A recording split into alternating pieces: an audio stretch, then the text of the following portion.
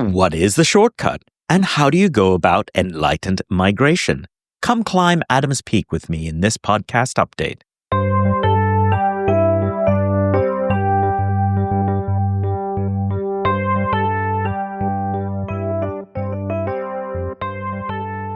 Hello, welcome to Tales Under the Cat Tree. I'm your host, Dupes. Each week, I pair a compelling piece of fiction or autobiography with bigger topics. Stories provide a lens into capturing and understanding history, technology, or business by connecting personal narratives to the wider picture. Please do take the time to subscribe here or on my Substack at tales.dupes.ca for more original writing and engaging interviews. Welcome to episode number 22. This is an update for one of my most popular episodes from earlier this summer. Riikka Loisamo is the CEO of The Shortcut, a non-profit in Finland of which I am a proud board member. The Shortcut works to empower talent and act as a hub for change.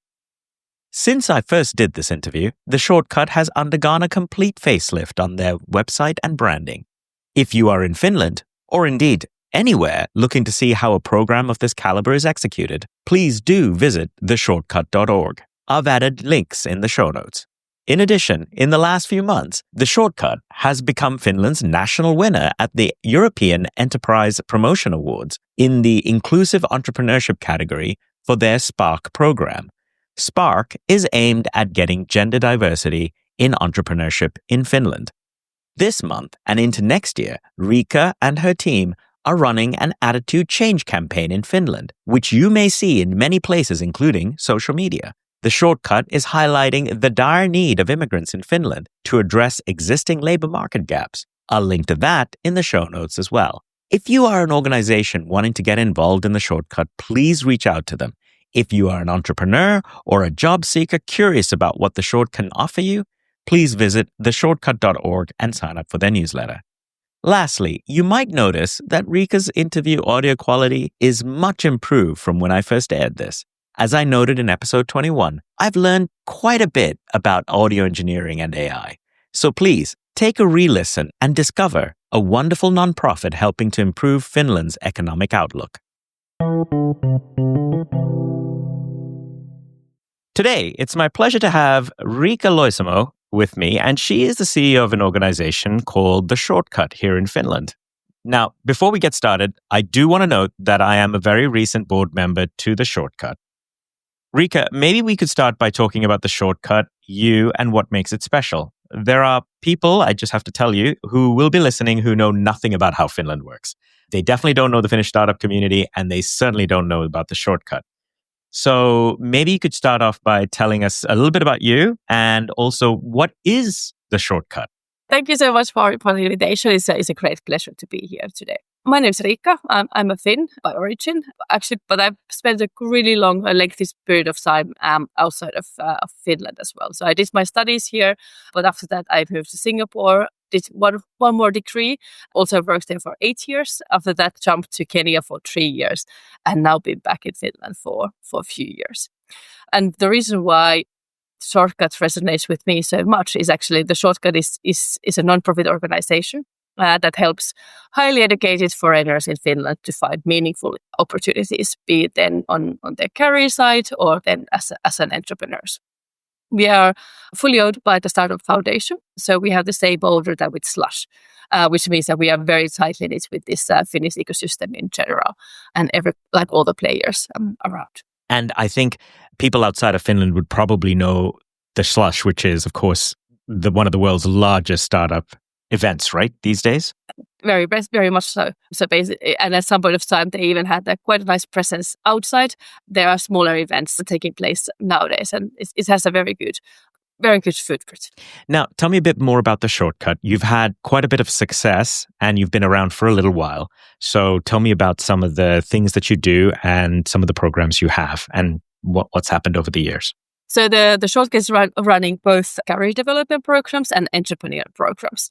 On the entrepreneur programs, for example, we have a program called the Spark, where we have help female immigrants here in Finland to validate their business ideas. So it's a really early stage kind of a program, runs for 8 to 10 weeks. And they're the great success stories as such that, now we have been tracking our alumni for quite some time already. And the first ones are actually now attracting outside investments.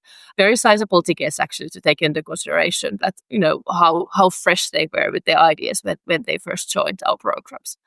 Then again, on the other side, so the career development side, we do career counseling or career coaching. We've been part of really big projects that are done in collaboration with municipalities.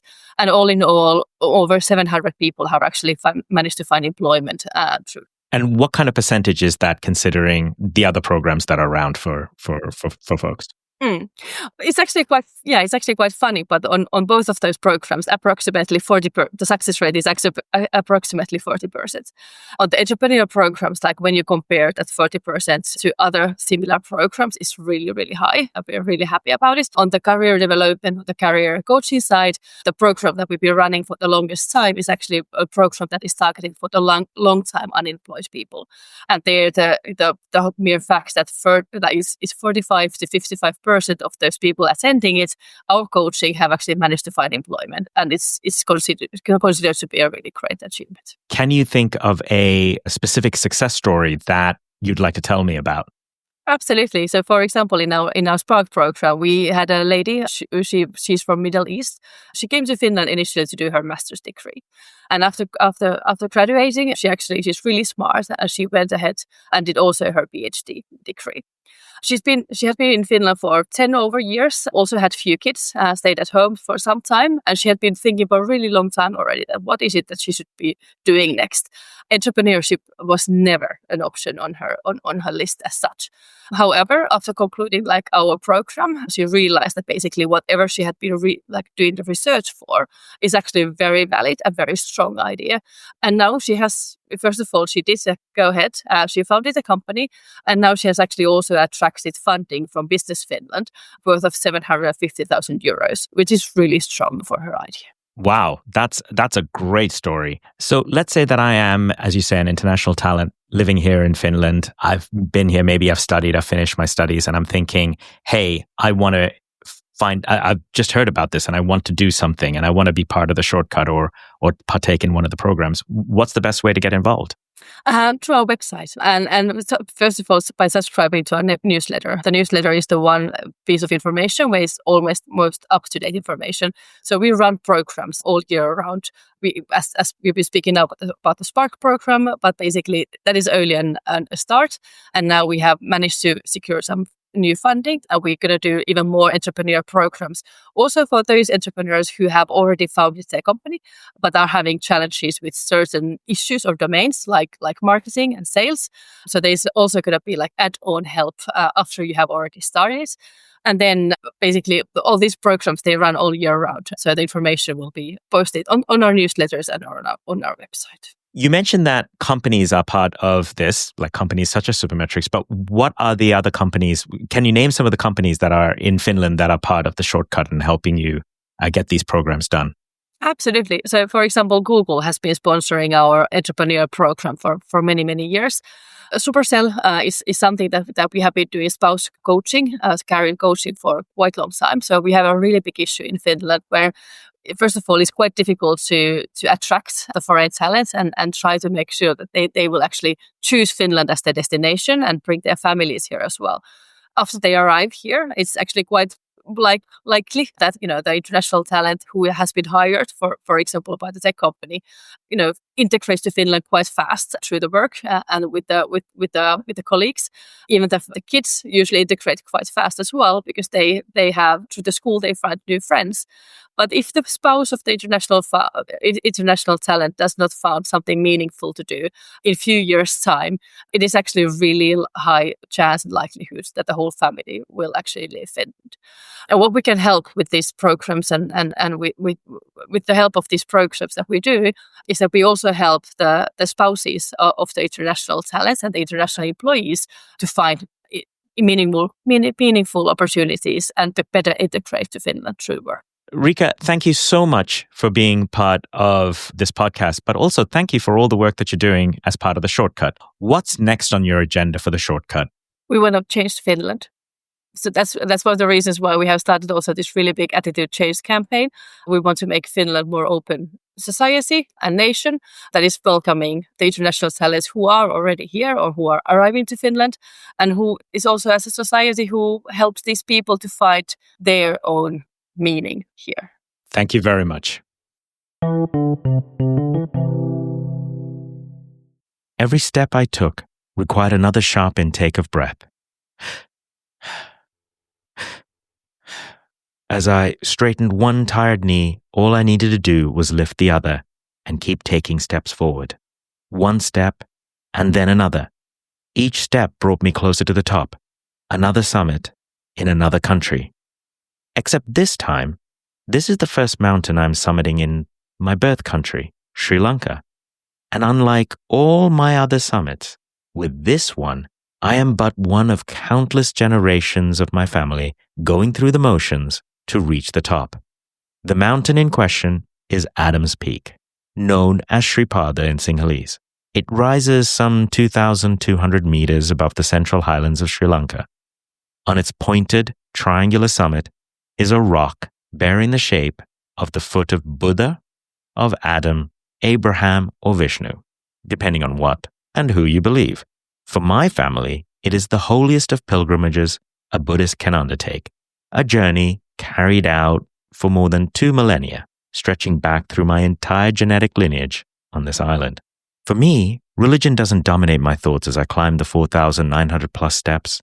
It is the continuation of something my family has done since ancient times, something that connects me through the ages to my family in a single thread, like the prayer strings tied by a monk to our wrists at the start of the climb. It is during conversations with my fellow climbers and Finnish-German friends, Kai and Kirsten, that I recognize the subtle changes that have occurred in my relationship with myself, my family, and the country of my birth. As I climbed towards the summit of Shripada, walking in the footsteps of my ancestors, I could see the winding path of self-realization and actualization through my own migrant story in at least 3 stages. You can swap the word migrant for immigrant or expatriate. Ultimately, it's about displacement from your original culture to a new one. Of course, it's reductive to think or to assume that everyone experiences the same path in the same order. I do believe that different forms of migration and circumstances lead to different experiences. However, I believe those stages are common to most people who experience cultural displacement. The first step I'd like to call rejection, and for me, that is probably between the years of 1992 to 2001. I've heard from many people, mostly anecdotally, about how migrants first adjust to their new environments. In general, we tend to reject our past, sometimes both physically and symbolically. A newcomer who truly wants to integrate often tries harder than most to be like everybody else. We learn the songs, the dances, the way of speaking, the customs, and the culture. We dive so deep that it would be hard to imagine us not being a positive or integral part of whatever culture it is. If there is a definition of being a New Yorker, for example, a newcomer may become the exemplification of that definition. However, this does come at a cost. For some people, myself included, the idea of truly belonging meant not having any second thoughts. It meant rejecting where I came from. Some may adjust their accent so much that people never ask where they are from. Some may not speak about home. Others may make sure their children play the same sports as everyone else, even if they themselves don't even understand those sports. Where you are from becomes something you barely visit. It becomes an afterthought. In my case, I'm pretty sure most of my friends would recognize that person between 1992 and 2001. I identified intensely, first with Newfoundland and then with Canada. I could sing Newfoundland songs, step dance, tell you about seal sausages, and talk with some authority on many aspects of Newfoundland history and more. But here's the thing. On this path, you also tend to reject your family. Often, you don't even know you are doing it. My mother and father in Sri Lanka were a world away, and I wonder how they felt seeing their child become more and more integrated into a culture they barely understood and had not even experienced. How did it feel for them to watch their child essentially turn their back on their culture? Did it make them feel like failures? Did they feel they had gone wrong somewhere? I've always looked at this through my eyes. I never considered nor cared how my parents felt about any of this. I assumed they were proud of my successes and took my Canadian identity in stride. But now I wonder. The second stage, let's call it acceptance. With some effort, this newcomer eventually wins the battle for acceptance in their chosen culture and community. One day, you wake up and realize you are truly a New Yorker, Irish, Newfoundlander, Canadian. Suddenly, you lift your head out of the sand and realize that you did have another culture. And it's not a problem to reach back out. Maybe, like me, you start learning how to cook. You remember the meals that your mother cooked for you and realize that you can't get this from anywhere but by learning it yourself. Maybe for someone else, it's the music or an art form. Maybe for others, it's telling stories to their children. Or maybe, like me, you decide to bridge the cultures with visits to the mother country, bringing friends. This is not to say that you are rejecting your new culture. On the contrary, you are trying to fuse together the parts of your previous culture that you feel are acceptable into this new one. It's as if you've placed that former culture into a centrifuge, separating the individual cultural layers in order to absorb just the parts you desire. I don't believe, at least in my case, that I was comfortable enough as a Canadian at this point to have the courage to let go of the tether to my Canadianness. Therefore, despite starting to accept the old culture, I doubled down on also establishing roots in the new one. Hindsight being 2020, and our brains being malleable enough to adjust history to fit whatever narrative that absolves us of blame, I can now see that many of my decisions came from both an insecurity with my ties to Canada and a need to absolve myself of the guilt of rejecting my parents' culture. For example, there was rarely a trip I took to Sri Lanka without some friend in tow. Yes, it was to show them a beautiful exotic country with someone who could navigate it, but it was also a physical link for me of what it meant to be me. I didn't want to be seen as purely Sri Lankan, even in Sri Lanka. How crazy is that? Let's call the next stage inheritance. I believe this stage of a migrant story requires some catalyst, such as the death of a relative or significant life changes. In 2012, my father was diagnosed with cancer and passed away shortly thereafter. Other events followed, including my marriage and subsequent divorce, and of course, moving to where I live now in Finland. Through all the highs and lows, any insecurity I had about being Canadian was no longer a concern. I am and always will be Canadian. I will never doubt my Canadianness. No matter where I am in the world, I miss my friends, who are my family, but I neither fear losing them nor fear that I will not recognize as home the feelings I have when I see the towering Rockies, the cliffs of Signal Hill, or the gentle calm of Lake Ontario. However, my need to connect with my remaining parent and my birth culture grew ever more greater. How could I possibly shirk my inherited culture and all that had brought me here? In climbing these steps up Shripada, I had finally done something I knew my mother, my father, and my grandparents had done. This was a continuation of their history as much as it was a step forward for me. Here I was, teaching a Sinhalese song I had learned as a child to Kai. Here I was, exclaiming over the same views my ancestors had marveled at. And here, finally, my Sri Lankan heritage and my own culture were in harmonious lockstep, with each footfall bringing me closer to the summit of Shripada. I doubt I have experienced all the stages of the migrant story. As you can see, the migration experience isn't about success. It's actually about all the little failures as you try to relate to those around you. There's so much more to learn, people to meet, to teach, and more cultures to absorb. I know that in the past 8 years of living in Finland, I have yet again absorbed yet another culture. I know what it means now to have mämmi at Easter. I look forward to the yearly cycles of different baked goods, so-called pulla. Every summer, I enjoy the thought of getting lost without electricity at the summer cottage, the mökki. And every year, during the heart of darkness in December, I question my own sanity. Does that make me Finnish? Does that make me any less Canadian? Does it stop anyone looking at me and asking me, "Where are you from?" and wondering why I don't say Sri Lankan so that they can match my skin color to their perception of my home? What I do know is that my deeper understanding of myself has changed the relationships I make and the way I genuinely feel about coming to Sri Lanka in a way I never thought it would. What's the next stage of this story? Can you tell me? This was hard to get on record. I had written most of this many years ago, but writing something and reading something aloud is very different. The first time I read this through and heard my voice say what I had written, I actually teared up. I was thinking and feeling the guilt of how I had ignored my parents in many of my years in Canada and how much I had taken them for granted. It is definitely a failing of mine. This is not to say I regret anything, but it definitely brought up much of those feelings. It also reminded me of my father. I want you to hear the song that I taught Kai, but let me have you hear it not with a YouTube professional song by some artist, but instead, I'll play you a recording made some 15 years ago. My father, my eldest brother, and my niece Panchali, then 5 or 6 years old, were in the house in Colombo talking. I had this new iPhone and I thought I would record the conversation. And we started singing. So here's a very homegrown version of Siripade Samanalakande. Panchali, man danne sinhalen එක සින්දුවක් විතරයි දන්නේ නැහැ.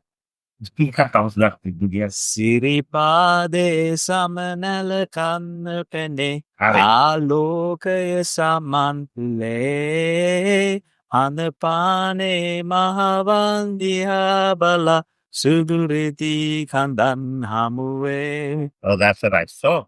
So, yeah, that සමනල කන්ද පෙනේ ආලෝකය සමන්ලේ අනපානේ මහවන් දිහා බලා සුදුරිති කඳන් හමුවේ. අරමාමරුවේ සිරිපාද පියු වැඳ සාදු කියා එනවා. අරමහමලුවෙන් සිරිපාද පියු වැඳ සාදු කියා එනවා. නායසෙන්නේ ගන්තරේ ඒතු කෝදා ඒතු කෝදා. Thank you for listening to another episode of Tales Under the Cat Tree. If you want more original stories and interviews, check out the archives wherever you listen to this podcast. We've covered topics and stories about immigration, artificial intelligence, Stalinist Russia, and otherization, to name but a few. If you have fiction writing you want to feature, or have an interesting story to tell, or know someone who does, please do get in touch with me. This podcast will always be free. Support our work by subscribing and sharing with those who might care. You can reach me through email, contact@dups.ca, Blue Sky @dups.ca, or on my Substack at tales.dupes.ca. The intro music is composed by me. Give your pet a cuddle and your loved ones a hug till we meet again for some tales under the cat tree.